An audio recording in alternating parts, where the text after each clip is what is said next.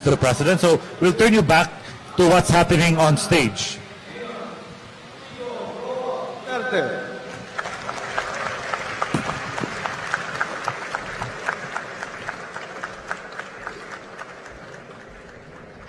Salamat Pamindo. Lingkod ay.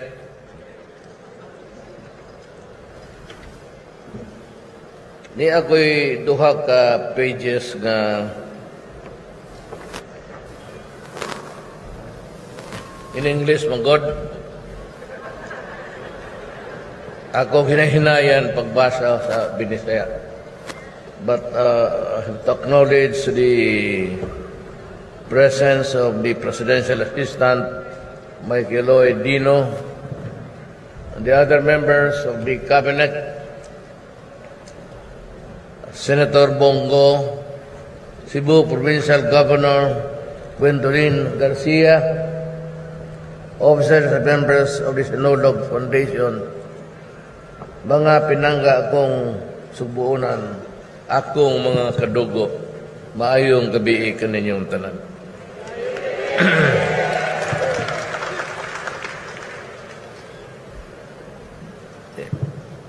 In English man pero binisay una ko, unikamot ko.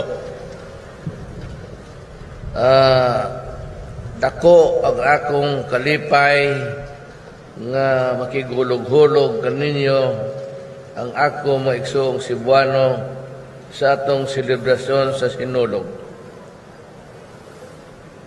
Usa ka dakong honor nako to be part of the much-awaited world-famous event over the years that has become a definitive symbol of the spirit and vibrancy of the prosperity of Cebuanos. Tinuod yun na. Ang karon ang Cebu ni progreso nagmaayo. Ang inyong problema na lang rin ang inyong transportation. Ang mobility ninyo lisod. Tungod sa kadaan sa syudad, daan na kayo ng syudad ninyo. Unya, dili na maka-expand sa ano nga building nga nagko, anang easement ba'y tawag di mo, kanang margin, o sa papel pa. So, pangitaan ninyong paagi, parihaso na lang ninyo sa Manila. You cannot expand anymore. And even if you pera sa train, o imas transportation ninyo, mas maayog. Gamay lang man ang makuha na. Pero it's either train or sa taas mo. Diri na lang sa taas. Mas gwapo ang technology karon paspas. Diri sa taas ang inyong bagong mga daan. Wala mo'y daan nga rin sa ubos. Magsige lang mong lalis, magsige mong away, tumarog asa o agi, kay gamay yun ang daran. Because Cebu is an old city. Di man ni pareha karon mga jensan nga gidagko yun ang because naabtan sa bagong pamaagi sa gobyerno.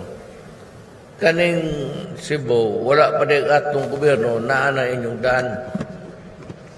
So, when it became a city, Cebu, and then metropolitan city, mo gina nga nagbagkahugot mo.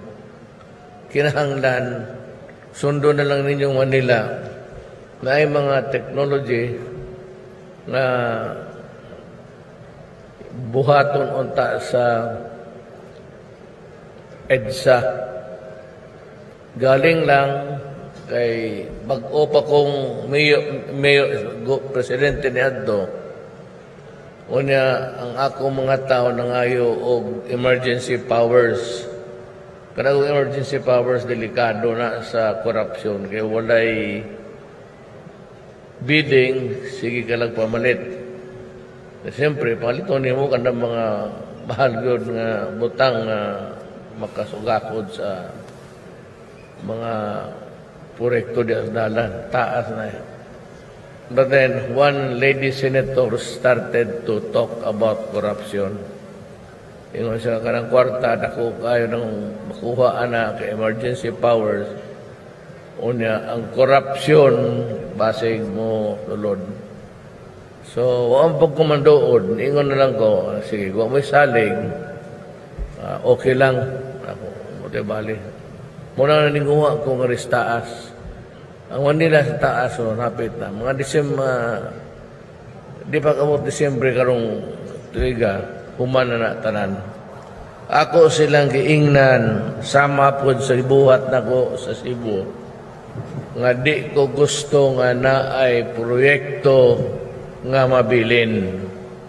Karon ang ilang kay sulti nga itagaan ko na nag-emergency powers basig tinarong itanan dili nako makompleto ang EDSA og 2 years ang akong nabilin sa akong termino.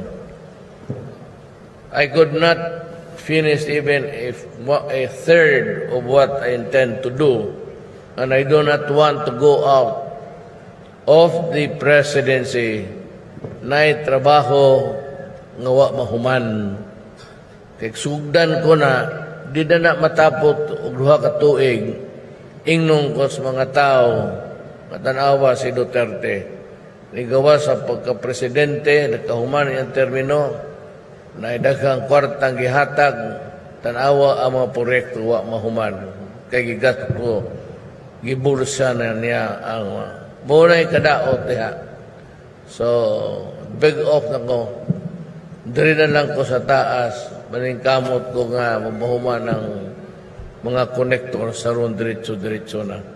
It will improve tremendously traffic in Manila. And I suggest that you do it here. Ayaw na mo anang kita. It's either train lang, kanang commuter nga simple lang. Just like Taiwan, if you have been there, it's just a small train that runs across the city. Makasugod mo train, basi makaabot mo sa 2 years. Kung naana mo'y plano, idayon ninyo. Kung po mo'y plano, I don't know how you would sige mag-away anang dahan, but I think the pinakagwapong alternative is really to build roadway sa itaas. You can do it there. Pagsugod nga rin, kung naamoy dahan pa nga rin space, you can start with a railroad commuter. Ngunya ang taas, himuon na rin yung bagong dalan. Mura gini pag-asa karon. That is how I see it from a viewpoint of somebody who has been there for 6 years. So, mura na kuan sa Cebu. Ang uban,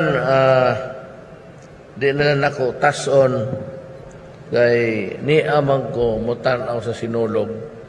Kanang gwa ko matug ha. Nako kita kang usan ako kamatag gamay. I've been telling you na ako'y sa ningyawa ni sakita. Pareha ni sa ako. I exactly look. Ingon nila, liwat daw ko sa akong lulo, Cebuano, nga Chinese. Chinese to siya.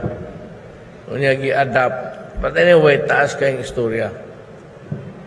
Ang nakuha gid nako, I believe now in genetic transmission. Kay ako nagakuha na akong mata, di na ako tuyoon, pero musira siya na. Unang di na ko makita ako na pong tasugana. Dili kay ingong natulog ko. Kana kay magtan-on kas layo, murag mo gapiyong tungod nawa. Muna akong tanawa ko no, sa gamay kayo. Pero magtanaw ako, gwapang babae. Murag muda ko ni akong basta na ay gwapa, pero gwa mo, kuhan mo, mutapol. So sa ako mga kegsiyo kong Cebuano, huwag yun ay akong tambag ninyo. Diri na lang mo.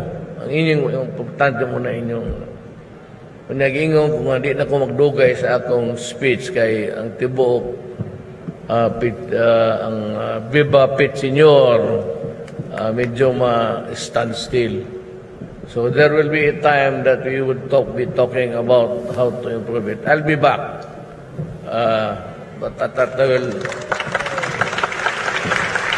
will help you find the sourcing, anak. So, ang kuwan, anak, magpuwam yun mo. Patuwam, anak, gikan sa China o Amerika, wala na. Why ikahatag ang Amerika? Hatag Amerika mga armas. Muna mangita ka kontra. Ang bosog niya, ang military, padatanan. But what we really need is something to spruce up the provinces. So, di na nako tason, kay ni amagyug ko, nakighuyo, hugo, huyo-hoy ninyo, hugo. Hugo, na? Hugoy-hugoy. Hindi na magugit. Sagos, Tagalog na magungyawa. Ang Cebuano ni dako sa Mindanao, sagol. Kaning mga amo mga anak, di mo magkasinabot. Kaya istorya ninyo na tinagalog unya binisaya. Mura nga rin. Diris babae lain. Ang mga babae, istoryahan ni mo og Tagalog, di ka tagdon. Kung imong in-Englishan, mo tubag. Edukado mo kuning mga babae sa Davao, ay sa Cebu. Puro edukado. Imay mo in English. Munang gusto ko kay progressive kaayo. O ni ako kay higugma tamong tanan kadugo magyota ang akong pag-anhe kay mo apel ko sa inyong kalipay.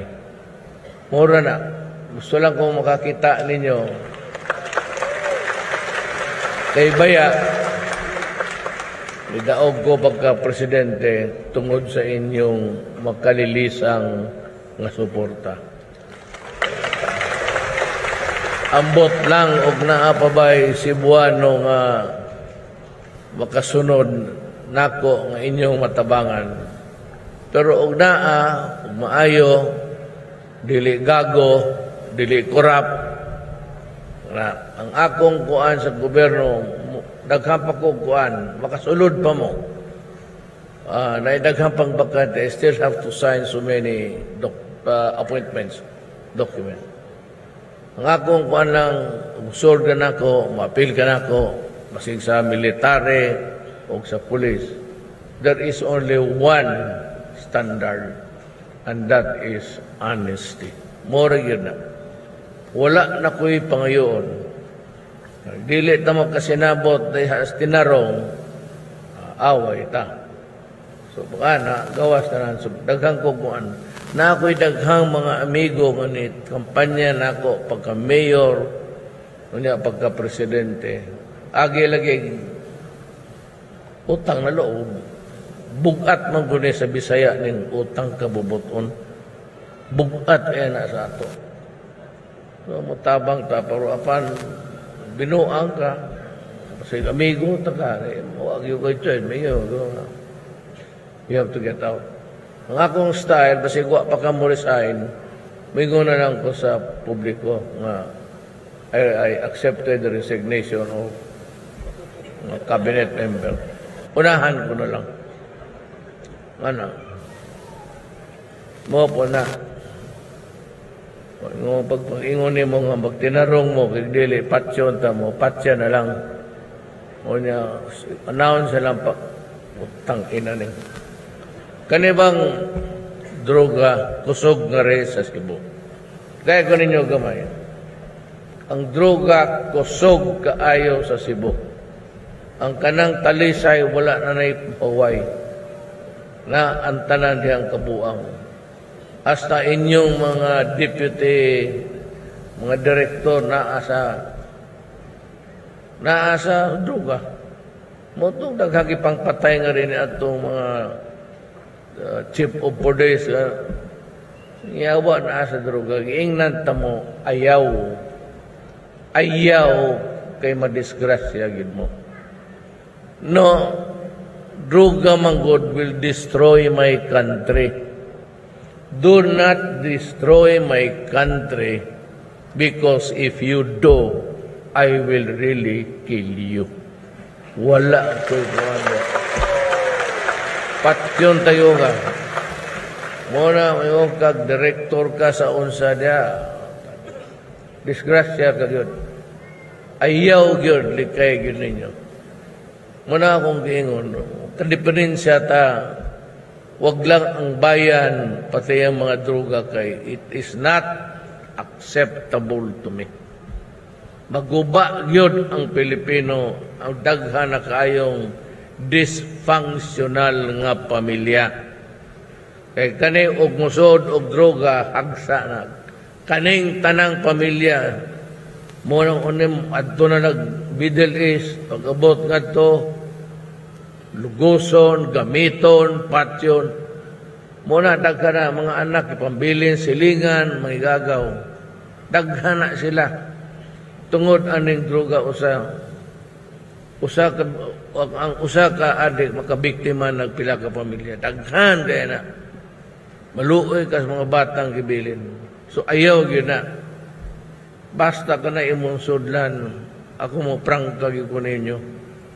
Patyon tagid mo basig Cebuano mo. Abi to. Pero dili po sel kay dunggab lang mas arang-arang kung ano inyong natunan di bitaw ani aman dai si Carlo Nograles member sa cabinet kisa ba andanar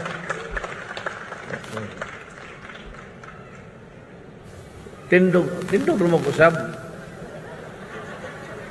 wa may problema Bongo kay na senador naman. Tigas kayo. Salamat sa inyong tabang. Wa gyud mo masayo. Kanito hana dili man ni taga Davao. Batanggenyo ni taga Tanawan. Taga Tanawan na ilang pamilya. Iyang mama nakaasawa lang og Chinese. Pero Batanggenyo ni buang maldito ni. Bitaw, niya nakabaon he trained, he was with me for 21 years. Kamaog yun po diskarte. Nakuha niya akong style As ng babae niya, may babae mo rin. Duha ka buhok babae nga, guwapar ba? Ang usa mayor na angkon. Nakauyab na mayor, buang. Pero, kanin duha, ang boto ko, padagano ko, ay usa o duha padagano na ko. Kani si Carlo, ang ginikanan anak taga Danau. Nograles na, iyang papa di may makasinabot perme. Kontra nga ng politika, pero kani siya, akong pag-umangkon sa dugo, kaya taga Davao ni, taga Danau. Muna yung mga pamilya nga, niadtog Davao, nga dato. So, paaboton tamos Mindanao, haron mo dato mo. Kaya gusto ko tanang Cebuano, nakakwarta. Mo bitaw. Wa pa ang Davao, nag-adto mo, it's developing very fast. Ang inyong nga rin importante, di na mo kalihok. Traffic is horrendous. The only way to do it is kanang commuter train nga gagmay o highway. Tabangan ito mo pangita o asa ta makakuwag utang para sa inyo po. Di na magdugay, kaya daghan mo plano, daghang politika nga rin marunong po, napoy kanya-kanyang una. So, ingnon ta mo, i-overall ko na sila tanan, kaya dili ko mo sulod, magsige mo away, lalis. Ako na yung mo pabuhat, ngita ko kwarta. Muna yung akong saan din. Salamat. Daghang salamat sa atong pinalanggang Presidente, President Rodrigo Roa Duterte.